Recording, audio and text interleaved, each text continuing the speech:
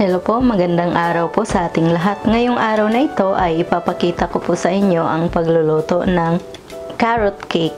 At ito na po ang ating mga ingredients na kakailanganin. Unang-una, 1 cup na all-purpose flour, 3 tablespoon ng cornstarch, 2 tablespoon ng baking powder, 1/4 cup ng butter, 3 eggs, 1/2 cup ng white sugar, 1/2 teaspoon ng asin, 1 teaspoon ng cream of tartar, 1/2 cup ng fresh milk or water, carrots, margarine para sa pangpahid po natin sa ating container, annatto powder. Ngayon po ay uumpisahan ko na pong lutuin tong ating mga ingredients. Ngayon po ay umpisahan na po nating is-shred itong ating carrots.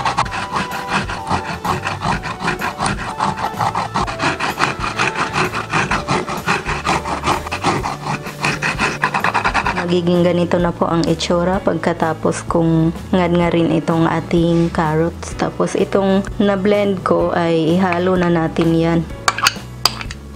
Ngayon po ay maglalagay po ako dito sa ating carrots ng konting annatto powder para pang pakulay po natin. Mga 1 teaspoon lang po siguro or mga 1/2. Ayan, tama na po yan.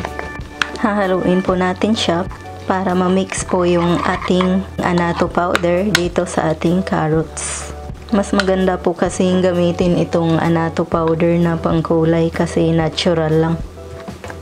Ngayon po ay hahaluin natin ng hahaluin. Yung annatto powder ay na-mix na po dito kapag ganito na po ang kulay. Ang susunod nating gawin ay i-melt po natin itong ating butter. Ngayon po ay naka-on na po yung ating stove, tapos ilalagay na po natin itong ating butter.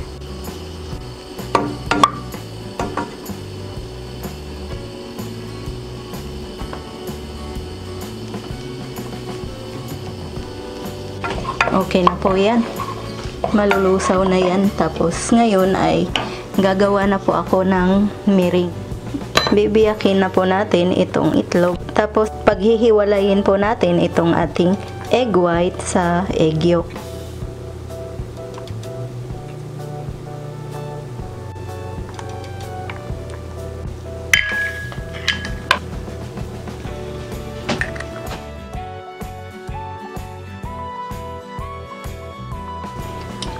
Hindi ko po gagamitan ng electric mixer kasi kakamayin po natin to.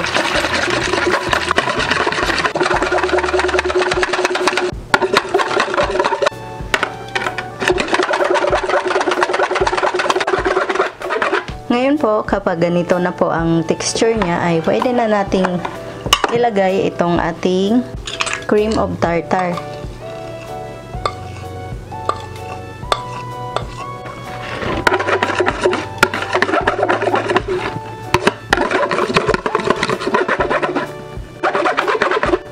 Yan, pag ganito na po na tumatayo na kapag ginaganyan nyo, yan, pwede na po yan. Ngayon ay imimix na po natin itong ating mga dry ingredients. Una po nating ilalagay dito ang ating cornstarch. Ngayon ay isusunod na natin ang ating baking powder. Tapos hahaluin natin. Pagkatapos nito ay isi-set aside po muna natin kasi ito na namang mixture ng egg yolks ang gagawin natin. Maglalagay po tayo ng asin dito. Tapos ilagay na natin yung ating butter dito sa ating egg yolk. Yung asukal po pala dito ko siya ilalagay para ma-blend. Yan, uubusin ko na yan. Kasi matutunaw naman po yung asukal na yan. Maglalagay po ako ng konting fresh milk or tubig.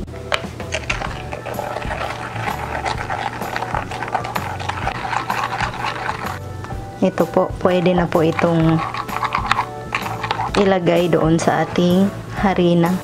Dito natin ibubuhos sa gitna. Yan.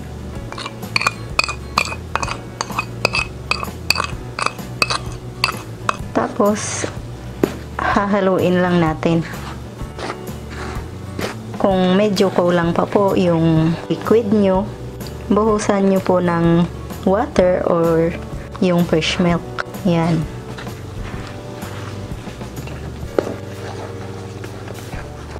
Magdadagdag po ako ng konting tubig kasi medyo dry po yung ating mixture. Mga ganyan po karami kasi may carrots pa po ako na hindi ko pa nailagay dyan.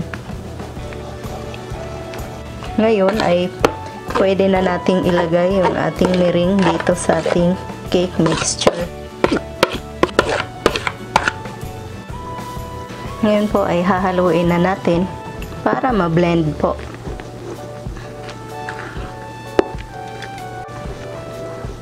Ngayon ay pwede na nating ilagay itong ating carrots mixture dito sa ating cake mixture. Hahaluin na naman po natin. Nilipat ko po pala yung mixture dito sa malaking lalagyan kasi umaapaw po siya. Dapat malaki po pala ang lalagyan nyo para mas madali lang.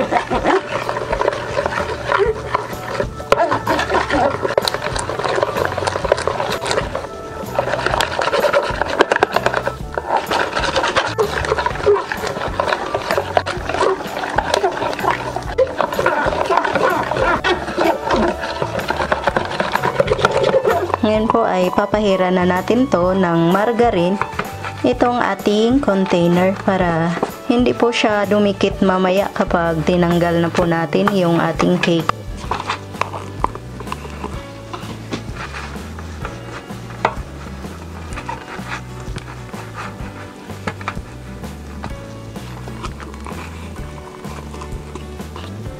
Ngayon po, kapag napahiran nyo na po ng ganyan karami, ay pwede na nating ilagay itong ating mixture ng cake dito sa ating lalagyan.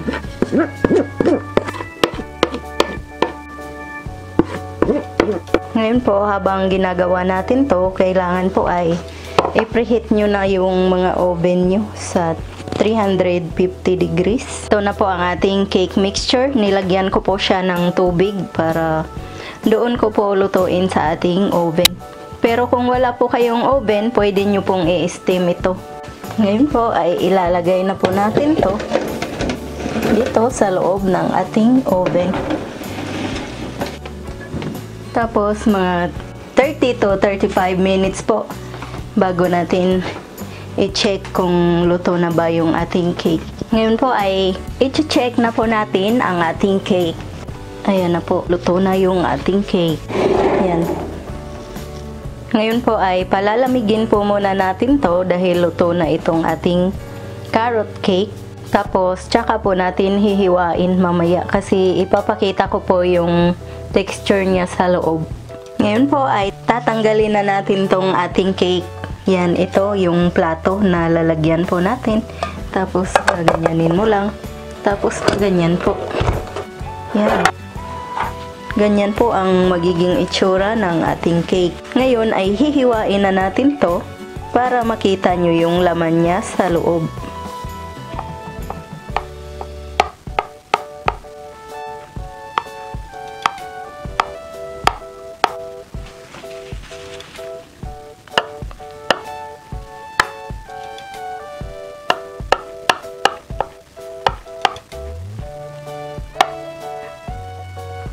Ang bilis niya pong madurog kasi napakalambot po nitong cake na gawa ko.